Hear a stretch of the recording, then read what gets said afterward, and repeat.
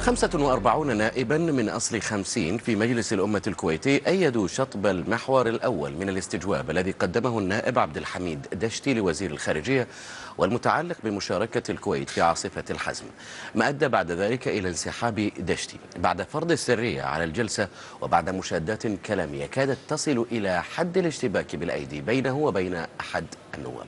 عادل عيدان. ميت قبل ولادته استجواب النائب عبد الحميد دشتي لوزير الخارجية الكويتي، والذي لم يناقش بعد تنازل المستجوب عن حقه في سؤال الوزير عن محاور استجوابه ليترك قاعة البرلمان متعللا بعدم رغبته في شرعنة الاستجوابات السرية. أنت بالعلنية فالت، بالسرية شلون؟ هو بالعلنية ما مسك لسانه، بالسرية شلون؟ يعني احنا بالعكس، السرية مو معناته احنا وعدنا الاستجواب ماشي، هو اصلا ما عنده ماده عشان كذي طلع من الاستجواب. الرسائل كانت واضحة منذ اليوم الأول لتقديم النائب دشتي لصحيفة الاستجواب، فأصوات نواب البرلمان كانت رافضة لعدم دستوريته، وصولا إلى رفع محور مشاركة الكويت في عاصفة الحزم على اعتبار أن أمير البلاد هو القائد الأعلى للقوات المسلحة، وأن الاستجواب تدخل في صلاحياته، وأنه حمل صبغة طائفية. هذا الاستجواب أعتقد أن جميع محاوره حوثية وصيغة إيرانية وموقع عليها من حزب البعث، والكل رفض هذا الأمر، ولا يمكن احنا نقبل في مثل هذه الاستجوابات تكون في قاعة عبد الله السالم. مجلس الوحدة الوطنية وهو في الواقع داخل قاعة البرلمان شتم أحد النواب داخل البرلمان ونعته بأصله وفصله وانتسابه، وهذا يمس قانون الوحدة الوطنية. فالرجل هو أصلا مضطرب وفق المفاهيم التي يتبناها، يعني هو يقول أنا مع الوحدة الوطنية ثم أقرب شخص عنده على يساره يشتمه وينعته لأصله وفصله ونسبه. فلذلك الرجل عنده يعني تداخلات كبيرة، الأمر بته قضائيا، فبالتالي حاول أن ينال لكن ذلك حدث أيضا داخل قاعة البرلمان. حدث أيضا داخل قاعة البرلمان في هذه الجلسة تحديدا. نعم، لكن رئيس مجلس الأمة أوقفه والنواب أوقفوه، ويعني لم يسمح له الخروج عن يعني التعدي على المملكة العربية السعودية. يعني أنا لما نرسل قواتنا وتروح تشارك في عاصفة الحزم، وبعدين عاصفة الحزم بقيادة المملكة العربية السعودية، ليش حق للوفرة والخفجي؟ لا ما يجوز، لا ما يجوز دكتور عبد الحميد، دكتور عبد الحميد ما يجوز. استريح رجاء. اخ حمد رجاء. حمد لحظة استريح اخ صالح. خبرنا الساد دشتي مو عاجبه السياسة الكويتية بأن تشارك القوة الكويتية سرب الطائرات الكويتية والدعم السياسي لإخواننا وشقائنا في المملكة العربية السعودية في عاصفة الحزم. ايش تبي دشتي وانت شكو؟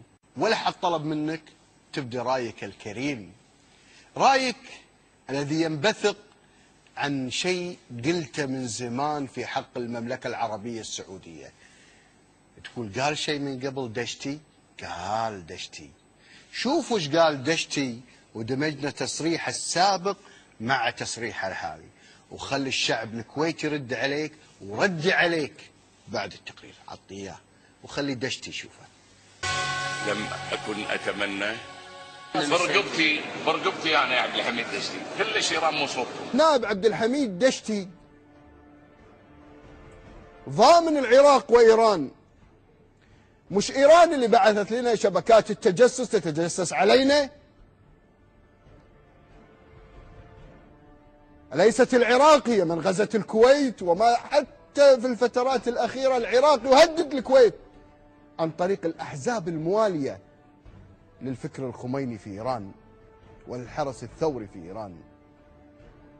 المملكة العربية السعودية هي العمق الاستراتيجي والشقيقة الكبرى لحماية دول الخليج. مواقف السعودية لن ننساها، لن ننسى كلمة الملك فهد رحمه الله، ولا ننسى مواقف الملك عبد الله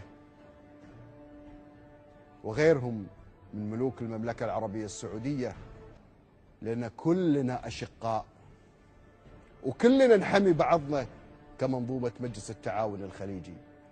أما يأتيني عبد الحميد دشتي ويتطاول، الشعب الكويتي يرفضه بما لم ينزل الله به من سلطان. الآن يريد أن كما تكسب على أهل البحرين يريد أن يتكسب على يعني اليمن، نستطيع تسميتها بمظلومية اليمن. فالرجل يحاول أن يتكسب على هذا ليعيد تسويق نفسه بعد أن عرف أن شعبيته قد انهارت في أوساط يعني الدائرة الانتخابية التي تواجد فيها. لا أحد يقبل أن يكون هذا الإسفاف والأسلوب البذيء في التعامل وضرب الوحدة الوطنية والتعاطي بمذهبية. يعني لا يمكن أن يكون هذا أسلوب نائب. يعني هذا الاستجواب خرج من موضوع استجواب مشرع إلى استجواب شوارعي. هذا أمر لا يجب أن يتم لا يقبله الشارع الكويتي بأي طريقة كانت.